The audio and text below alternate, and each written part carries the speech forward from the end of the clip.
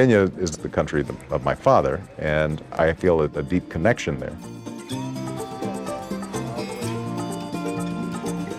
I haven't been back in 14 years, so part of my intention, just personally, this gives me an opportunity actually to reconnect and find out what's going on and what folks need.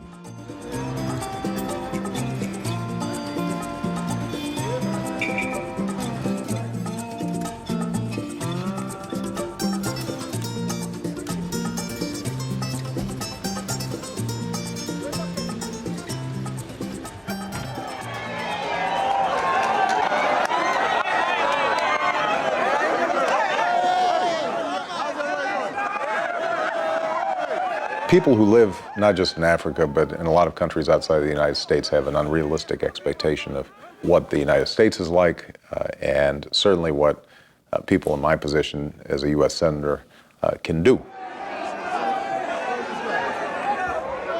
I was concerned while I was there that people didn't get unrealistic expectations. I tried to explain that my role is to help encourage a new approach to how the United States interacts with Africa, that I didn't have a bunch of wads of cash in my pocket to give out and wasn't going to be bringing a whole bunch of public works projects by my lonesome.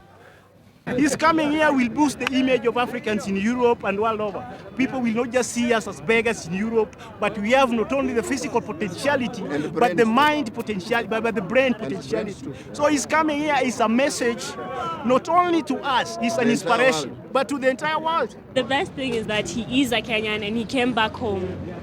No matter how rich he is, no matter the state he's in, came back home to see us. Obama is a very big person in America, so people are excited. We could not believe whether he can come here. We want the world to view Obama as the son of Africa who has made a name in the U.S. government. And because of his African links, we want him to help change the U.S. policy towards helping Africans, especially through economic assistance. His stand on AIDS and fight against poverty is most recommended. So on one level, I think you did have these huge set of expectations. That this son of Kenya was a big man in America, and he was coming to visit them, and that was going to result in something. But I think, realistically speaking, most people didn't expect that. At the end of the day, Kenyans are as sensible as anybody else. It was more a sense of just wanting to connect in some way with this great man who had come to visit.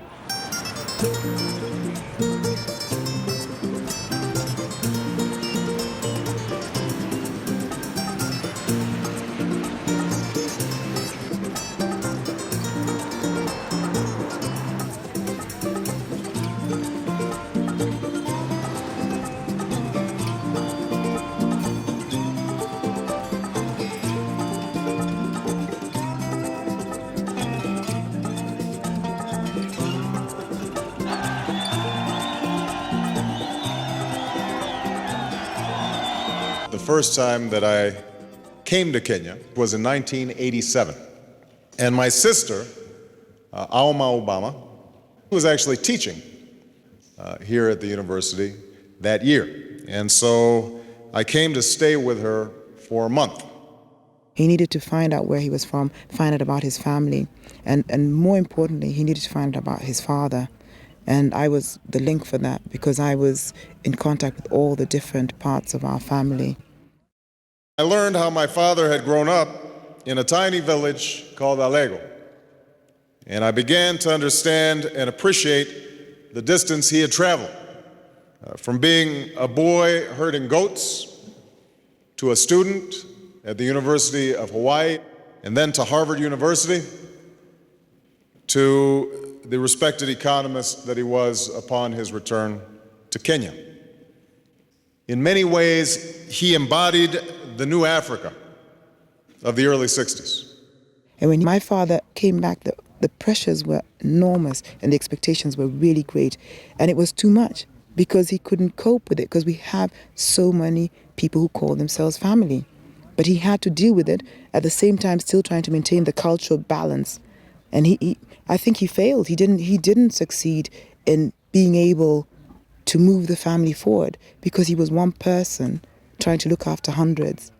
When I was at the University of Nairobi, I thought about my father. I thought about standing there speaking not only to the students, but also to a number of people who had known my father. I discovered that for all my father's education, his life ended up being filled with disappointments. His ideas about how Kenya should progress often put him at odds with the politics of ethnicity and patronage. He ended up being fired from his job and prevented from finding work in the country for many, many years. To be in a position where I could maybe echo some of his thoughts was important to me. And I think that had he been there, he would have appreciated it. In many ways, then, my family's life reflects some of the contradictions of Kenya, and indeed the African continent as a whole. There's no doubt that what Kenyans have accomplished since independence is both impressive and inspiring. But for all the progress that's been made, we must surely acknowledge that neither Kenya nor the African continent has yet fulfilled its potential. Like many nations across this continent, where Kenya is failing is in its ability to create a government that is transparent and accountable, one that serves its people and is free from corruption. We all here have to admit, and this is a sensitive point, that here in Kenya, it is a crisis. It is a crisis. It's a crisis that is robbing honest people of the opportunities they fought for.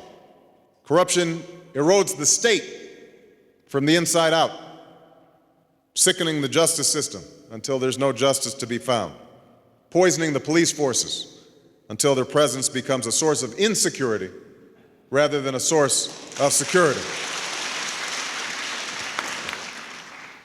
In the end, if the people cannot trust their government to do the job for which it exists, to protect them and to promote their common welfare, all else is lost. And this is why the struggle against corruption is one of the great struggles of our time. Thank you very much, everybody. Thank you. Thank you.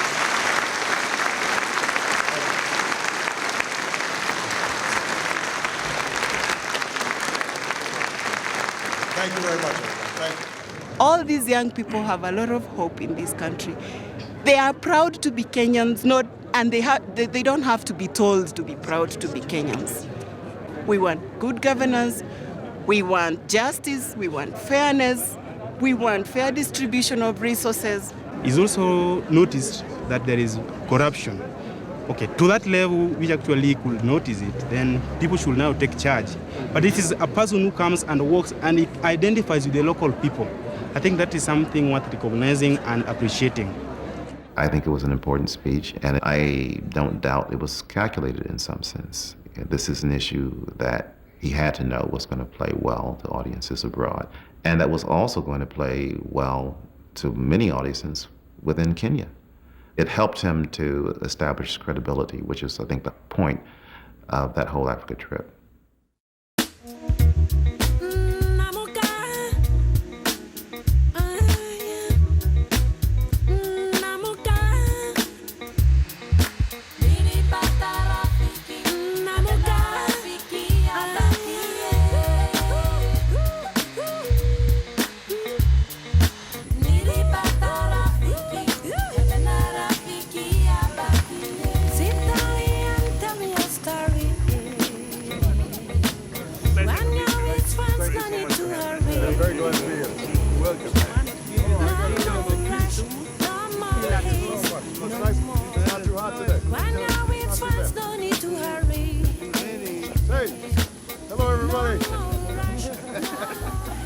Good to see you. We have a group of Peace Corps volunteers over here from Illinois, and we were last week. Right here, we walked right by. We gotta go San Francisco. You three from Chicago? Yes, we are. What are you guys doing up here? Peace Corps? I know that. Public health. Oh, we got to get a picture with the Peace Corps guys. Oh, yes, All right, who's got a camera? I do. Just one digital camera that you can email to everybody. There we go. All right, we're coming right over here, everybody, if you could give us some space. I just want to say thank you to all the people who took the time to come here. This is obviously a wonderful event for me, the opportunity to come back to the land where my father was born. Part of my job, even though this is a homecoming and I'm visiting family, it's also to emphasize the important work that we're doing in terms of dealing with HIV/AIDS, malaria, and other diseases in the region, and to figure out how we can improve public health so that not only this area can develop, but also the entire country. So thank you very much. I'm not going to make a long speech. We've got a long day ahead of us, but I just want to let everybody know how much I appreciate all of you being here. Thank you very much. Last time I arrived in my grandmother's village, there was a goat in my lap and some chickens.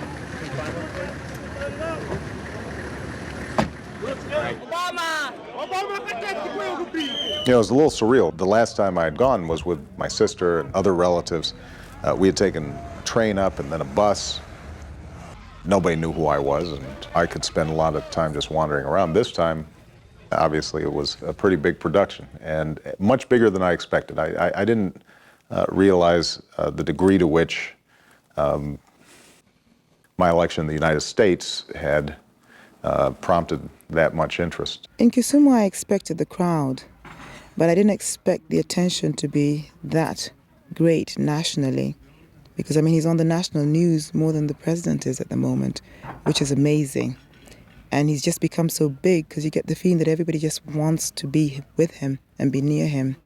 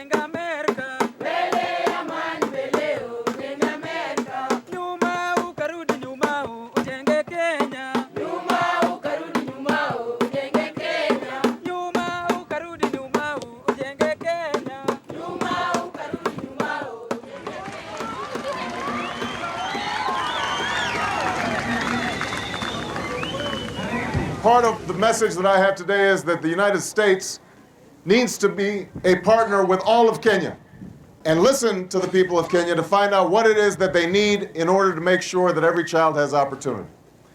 One of the things I tried to say when I was in Africa throughout was that ultimately it's going to be the role of leadership in Africa to help to harness the incredible energy and talent that's already there. And so I'm here not just to talk, but I'm here to listen, and I'm here to learn, and I'm here to tell you that the people of the United States know what a wonderful people the Kenyan people are.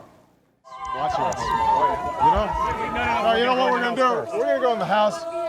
On the way out. When we were in his grandmother's homestead in Kisumu, we were only really there for 45 minutes. So we really didn't have much time at all to spend with her. And that was a bit of a disappointment for her, having had all of this built up only to get maybe 30 minutes to see him and to talk to him. But this is an official trip and, you know, business calls, and his time isn't his own.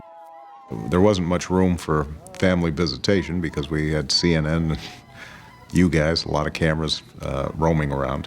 In some ways, there was a little bit of frustration, a sense of loss that I couldn't share a more quiet space with my children and give them a better sense of what this place was like without the hoopla. But that's one of the trade-offs, I guess, that you make when you're in public life. All right, everybody. I had to get a little bite to eat. So it is wonderful to be home. It's wonderful to see Granny. The last time I was here was with Michelle right before we got married. And I had to make sure that my new wife met the approval of Granny. And she said, she's good. That's what she said. This entire trip, what I've been struck by is the extraordinary qualities of the Kenyan people. How smart and creative and hardworking and warm they are, and the need to provide institutions that match those strengths. The need to have a transparent and accountable government. The need to make sure that there's a public health infrastructure that's in place that allows young people to grow up healthy so that they can learn. So if we can help, and the United States can be a partner with Kenya in providing those pathways to opportunity, I have no doubt that Kenyans will take them in the same way that my father was able to take his opportunities when it came so many years ago. Senator, did your grandmother have words of wisdom for you on this trip? She said, watch out for reporters. In some ways, obviously my life has changed dramatically. The first time I came here, Auma, my sister, and I, we took a matatu from Kisumu, and I had some chickens in my lap. You remember that? Yeah. And then later I had a couple of babies in my lap. These women were handing us babies. And they're all wet. Yeah, they hadn't been changed. And so it was a different experience. It was a private moment. It was a moment in which I had reconnected and had a sense of who my father was and traced his story back. That's where my grandfather's buried, and that's where my father's buried. And when you come back, anytime I think a child comes back to his parents' grave, it makes you reflect on your own life and mortality, and it makes you think about the next generation. So one of the things that's been special about this trip is being able to bring my two daughters here.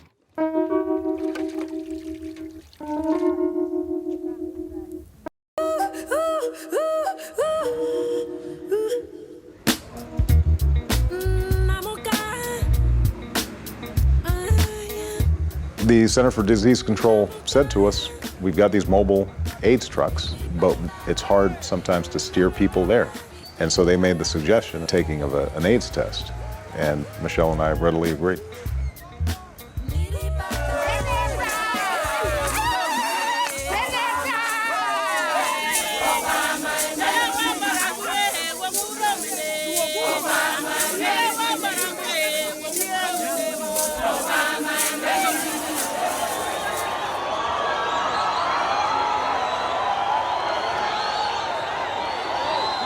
What we wanted to do in Kisumu was have some sort of public event in a public forum where we could make a difference in the lives of ordinary Kenyans. There was a build-up and a growing expectation that I think took an event that was going to be a very big event and made it into a huge event.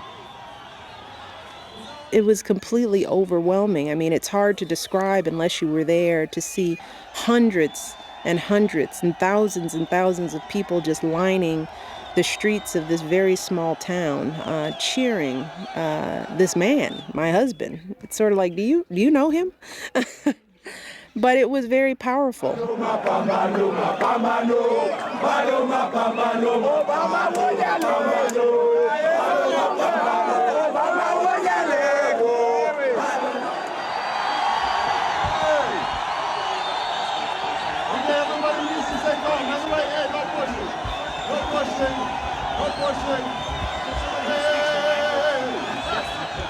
I want to thank all of you for being here to greet me. It means a lot to me to know that the people of my father and my grandfather are here in such a huge crowd and expressing so much warmth and affection. We appreciate it very much. One of the reasons that we're here today is because HIV and AIDS have ravaged the community. That too many people have gotten sick, too many children have gotten sick. So one of the things that we're here in front of this band to do today is my wife and I are going to get tested for HIV/AIDS. Because if you know your status, then you can prevent illness. You can prevent passing it to your children and to your families, and we can make everybody in Kisumu and the surrounding areas have healthier, happier lives.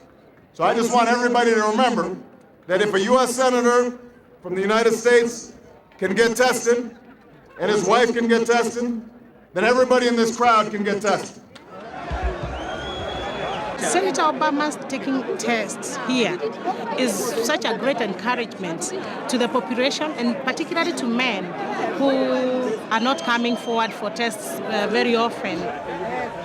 It was the CDC who made the suggestion that we do the AIDS test, and then Barack thought that it would be good for us to do it as a couple because it's really a couple's issue. It doesn't matter if one half of the couple is tested and the other isn't. You still aren't informed and can't make the decisions about controlling the disease. So I think it was an excellent call, and I hope that the people of Kenya will see us as role models and take the step to get tested and to get treatment if they are unfortunately infected. Hearing from the Center for Disease Control that potentially 500,000 people would take that test as a consequence of us doing so publicly was extremely encouraging. I just want to let you know I am so happy right now because my wife and I now know our HIV status. And by knowing our HIV status, that puts me in control of my health, and that puts me in control of my life. Because if I was positive, then I could access treatments that are now available at this facility and then many other facilities all across this area. This is a country where the media does reach most of the people, either through TV or radio or the press. So this kind of an event will get out to almost the total population. It will encourage people, I think, to come forward and be tested. This will show us, and it will improve to other people, those who are afraid of taking the test, that anybody can take the test, be it the president, be it the senator, be it just a simple man. Many people look up to him. I personally look up to him because he's come from far.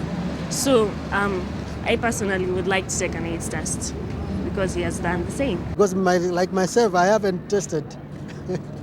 And I'm feeling now I better go and test for the AIDS, whether I'm okay or not. So he did a very good show for the Kenyans.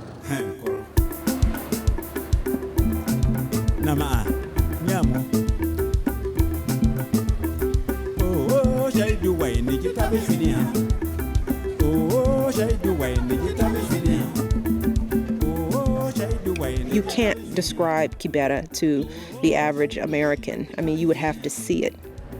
It is miles and miles of the most depressed and underserved areas in this country and anywhere.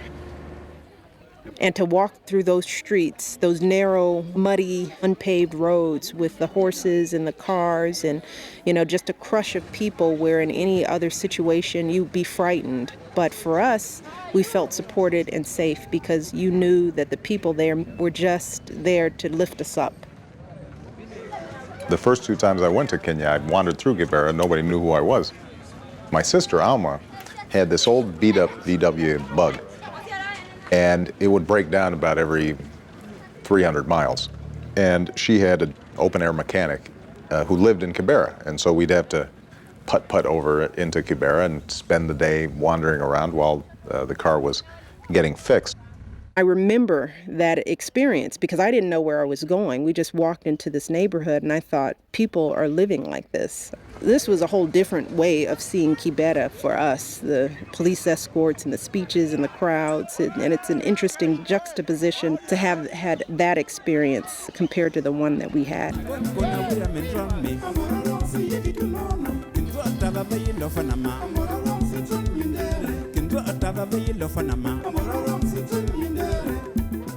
What we did was visit a micro-lending project that was connected to Shore Bank right here in Chicago, where they're lending small amounts of money to entrepreneurs. We are gathered here today. The people that are here are basically micro clients. They operate small micro enterprises and they access financial services from the bank. They transact lending activities, they transact savings activities, they also screen lending among themselves, they enforce their own repayment rules, and they ensure that the transactions are done openly in this group infrastructure. We met a woman who had started selling fish and chips and had ended up having an enormous business. My wife loves chips. It's a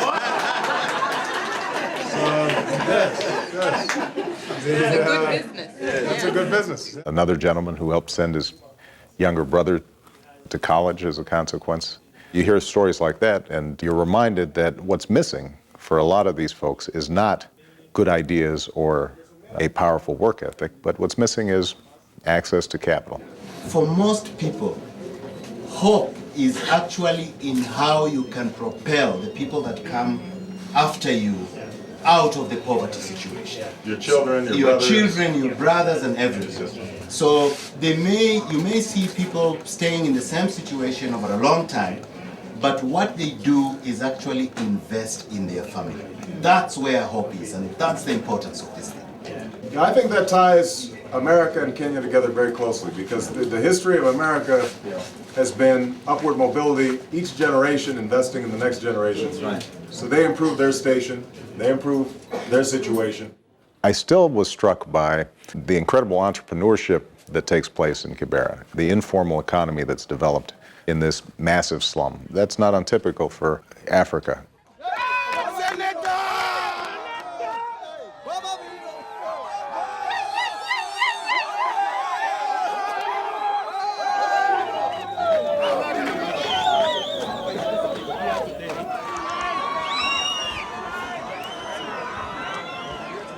I want to thank all of you for being here. I'm having a wonderful time in Kenya. All of you are my brothers. All of you are my sisters. I want to thank everybody here. I'm going to go back and tell everybody in America how much I love the people of Kibera. And I'm going to tell everybody that everybody in Kibera needs the same opportunities to go to school, to start businesses, to have enough to eat, to have decent clothes. And those are the kinds of things that we're talking to the ministries about and hopefully the U.S. government about. So I want to thank you all. Asante sana.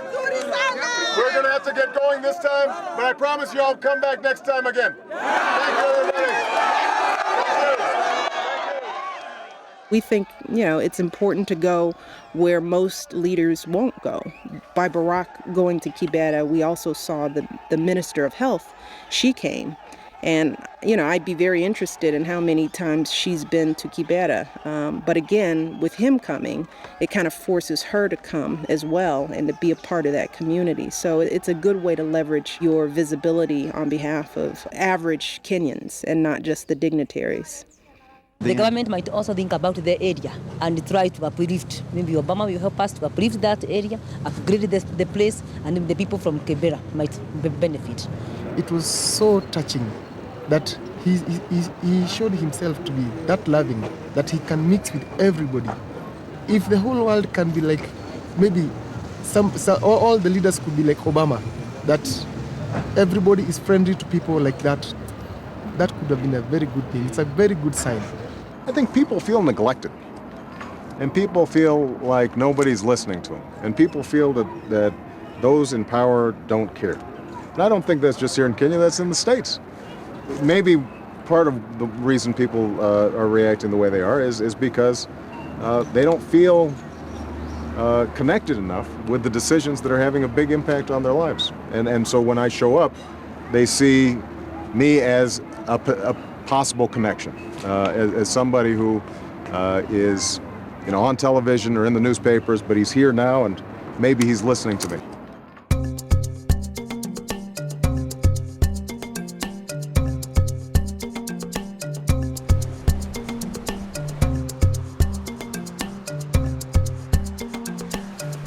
We visited South Africa, and you look at a country that in many ways is doing wonderfully. They've gotten a sound economic management. There are sectors of the economy that are thriving, and yet you have 1 out of 4 women who are infected with HIV/AIDS.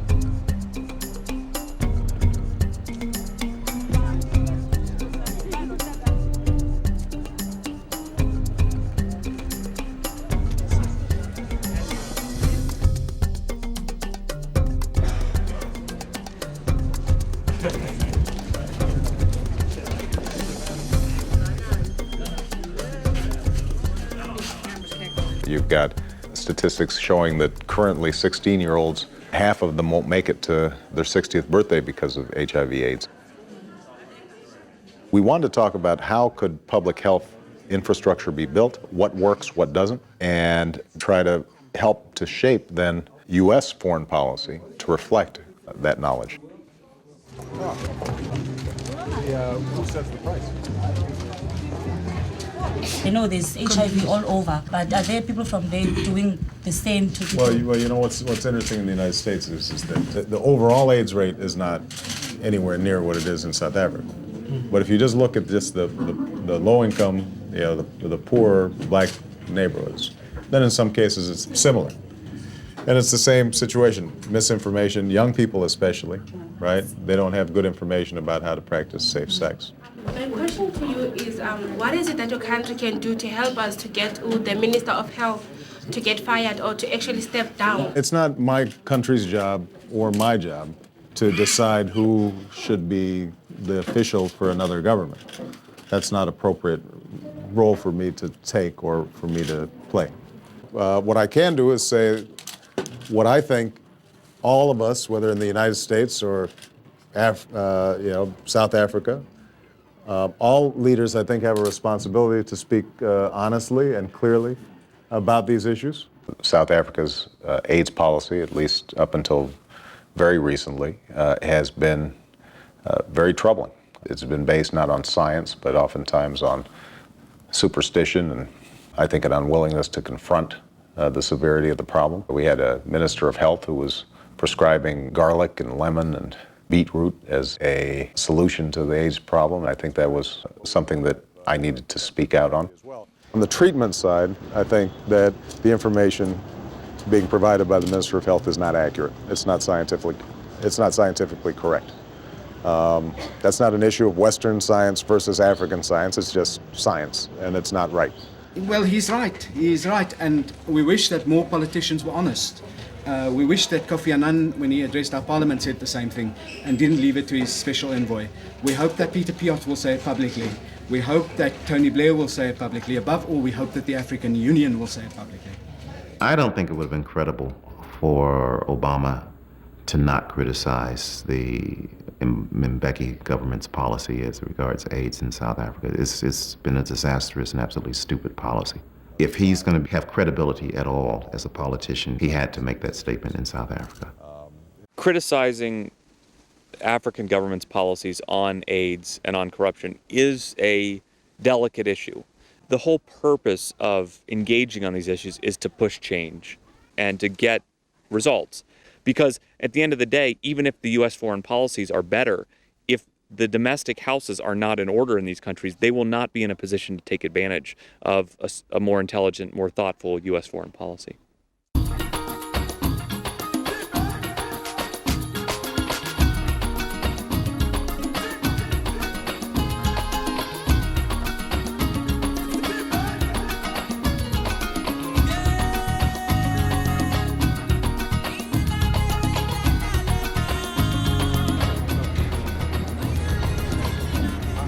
Busy morning, huh? It is. What a Saturday morning, isn't it? And you also had to get up early this morning, I did. yeah? Well, it was worth it to be. The visit to Robben Island was one of the highlights of the trip, obviously. We were accompanied by Mr. Ahmed Kathrada, who had been one of the original prisoners with Nelson Mandela during most of his stay on Robben Island. And so we traveled with him over to the island. You know, one of the interesting things for me also, though, was to understand that part of my own activism had been triggered by what had happened in South Africa. I was active in the anti-apartheid movement in 1979, 1980, 1981, 82, and it was the first time that I had publicly and actively gotten involved in politics. And I remember having a couple of ANC members come and visit our campus and sitting down and talking to them about the struggle. Solidarity to the people of South Africa in their struggle for liberation. We were arrested with a group of people who were hiding from the police. We were underground, as they call it, and at a secret farm outside of Johannesburg. Under apartheid, literally from the cradle to the grave, the separation. So when, on the night of our sentence, 7 of us were woken up, chained, leg irons, put on the plane and brought here. I was the youngest of the 7. Although I was 34. And I was the only Indian. In the first years, we were allowed 1 letter every 6 months, as I told you. And it had to be 500 words. 1 letter in, 1 letter out. My very first letter was not given to me, on the grounds that its contents were objectionable. I got that letter 18 years later. And the objectionable part was a paragraph that said there has been a change of government in Great Britain. Harold Wilson and the Labour Party are in power. That was considered dangerous news. When the Americans went to the moon, they wouldn't tell us. I mean, we already had smuggled news and we knew. They wouldn't confirm it. For a good few days, they wouldn't confirm it. It was dangerous news. For us in this information age where we're almost overwhelmed with news, to appreciate what it means to know what's happening in the world and not be cut off from it, I think it was something that was powerful. Now here we are in Mr. Mandela's cell, and this window was sealed, and the 2 top window panes were not there. So it is even colder. We know There's just cold air coming in. Yeah, all the time. And that was more of a punishment than anything else. It must have gotten pretty cold. It was very cold in the winter, and very hot in the summer. Right. To Robben Island with one of his compatriots and be able to stand in his cell and understand a little more fully the amount of humiliation that they suffered, the sense of potential hopelessness that they could have experienced, and the fact that they had such strength of character to be able to overcome that and stay focused was a profound moment. What we missed most in prison. Right. People will say different things, but every prisoner will agree. You miss children. That's interesting. Just Mr. Mandela of small children and playing. Yeah. Mr. Mandela saw his 2 little girls when they were 2 and 3. Right. The next time he saw them was when they were over 16. So looking out through the window here, you could see the warders and the families and the little kids. Although from a distance, it was a wonderful thing just to see them. Interesting. Huh. That makes sense. Yeah. In 1976, everything changed when black student protesters were shot and killed by security forces in the black township of Soweto. Suddenly, the whole world took notice, and pressure on the government from inside and outside the country grew quickly. The post-Soweto young people came very courageous. Most of them were tortured, very angry, full of revenge. And some of them had believed that the way to continue the fight is to fight against the warders. But later on, they adjusted. That's interesting, though. So there was a generational difference. Very much. They thought that we had softened, you see. And it took them some time because they had said, why must we study in prison? We haven't come here to study. And we must just continue the fight. So Mr. Mandela and Sisulu and them spoke to them, said, you can go and kill a dozen of them. You're still staying in prison. Spend your time studying. Equip yourself so that you can serve your country and the people better. So a lot of them studied, and today a lot of them are. Tokyo Sekwale is a billionaire after serving 12 years here.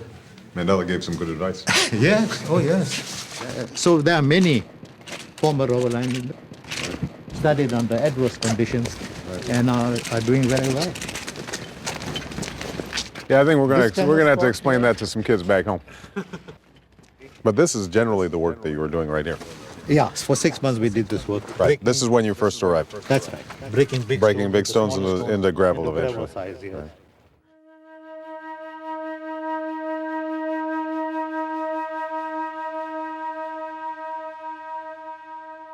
This quarry extended up to almost here.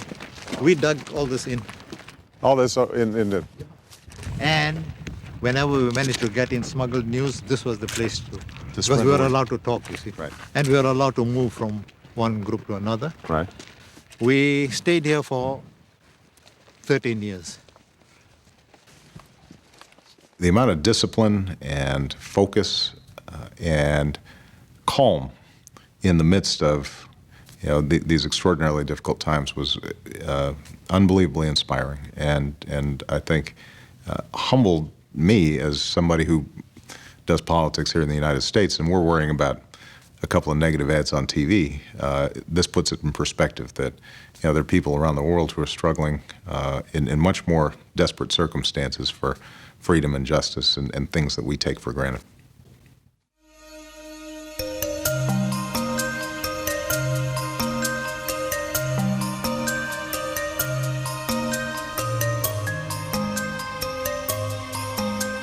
The United Nations has called it one of the worst humanitarian crises in the world. More than 1 million people in the Darfur region of Western Sudan have lost their homes. We have a total meltdown for security now in West Darfur. They've killed tens of thousands in Darfur and destroyed hundreds of villages. This is ethnic cleansing at its worst. What is happening in the Sudan, in the Darfur region now, is outside the circle of civilized human behavior.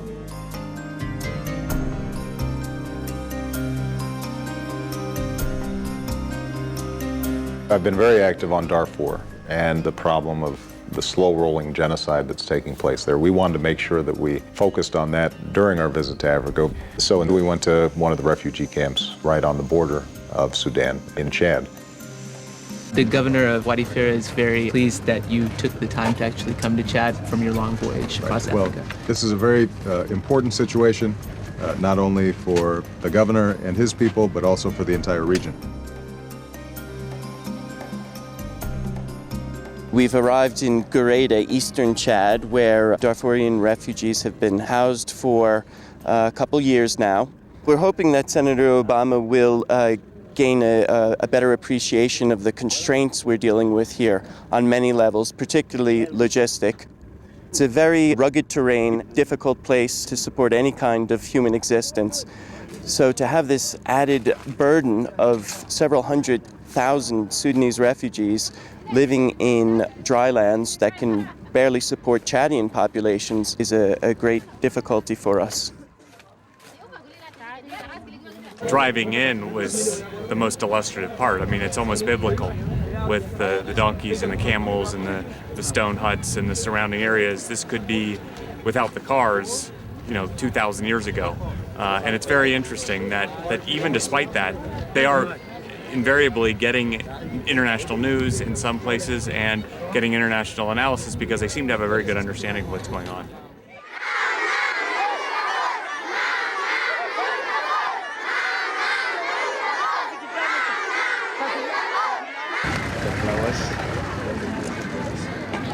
Everybody's pooling the resources. That's good. That's good. Come on. Hey, sit down. No. Yeah. Sit. Come on. Hit. So first of all, just say hello. I will dire bonjour. أولاً بقول لكم السلام عليكم ورحمة الله. Assalamu alaikum. I'm Senator Barack Obama. I'm coming here from the United States. Just visiting the camp to find out what the situation is and to find out how people are doing. So maybe they could just tell me their stories. طلعنا فوق طائرات وطيت على بعض الضبابات وجنجويد وجاء الحرقان الحلان في الحلال بتاعنا وشالت هاجانا والحرق لنا والجناه خلت فيه وخلى الرجل بتاعه المات خلينا هناك فيه وجينا وقعنا في التينة. الحمد لله المشكور لهم لقينا منظمة إشالة جابانا في الهيانة هنا. هم دوجيدا سلبنا كل قتله وأيانا قتله وأنا تريد جين. زوجة كل قتله. قتله. إلا. علينا من قرب الكتم إلى 15 يوم جينا في تينة. برجلنكم. برجلنا جينا في التينة. إذا جينا في التينة ده بكان علينا قاعدين ده الطفل زي ده يا ربا أديرك شافي صغير زي ده شاي بيقنقر ماشي ده يضربوه بسكينة دي كده مرة زي ده يفرشوه يدقوه يعملوا به فصاعات. A numbness sometimes seemed to overtake them, as if this was their inevitable lot in life, and that nobody expected them to be able to return. I came back, I think, with an increased sense of urgency about the need for the United States and other world powers to pay attention. I come here mostly to listen and to learn about what the people who are here, who've come from Darfur, think needs to happen in terms of them being able to return to their homes. I've been working closely to try to help get a UN protective force into this region, but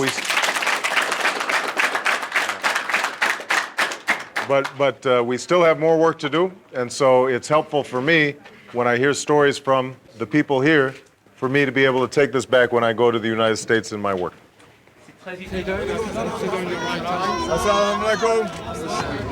I just met with the leaders inside, and they told me that the most important thing is to get a UN protective force in place as quickly as possible, and also compensation for those who experienced some of the crimes at the hands of the Janjaweed.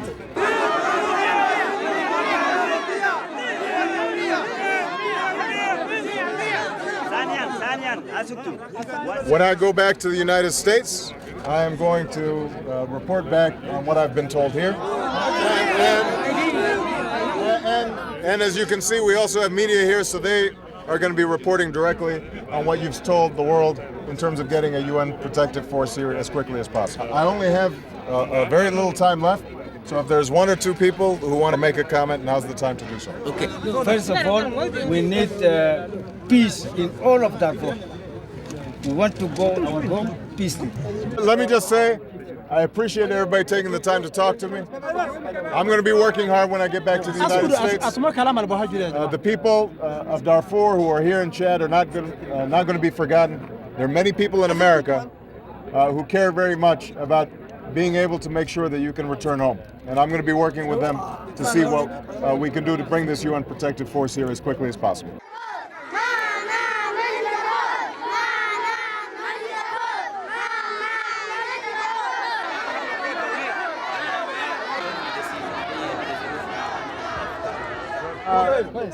So I just heard from the men who told me about the issues that are very important to the people of this camp. I believe very strongly that women's rights have to be protected.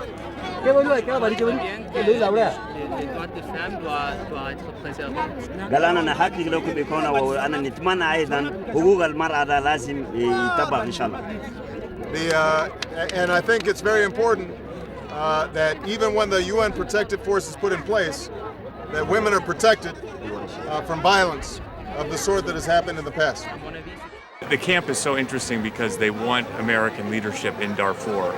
In other parts of the trip, we've sort of seen an anti-American backlash in some respects. But in this camp, they're saying they actively want the U.S. to lead the UN into Darfur to help improve their lives and make it a better place. And it's ultimately a nice reminder of how people look to the U.S. for leadership and hope around the world. And I hope that Barack and our delegation can help inspire and fulfill those hopes.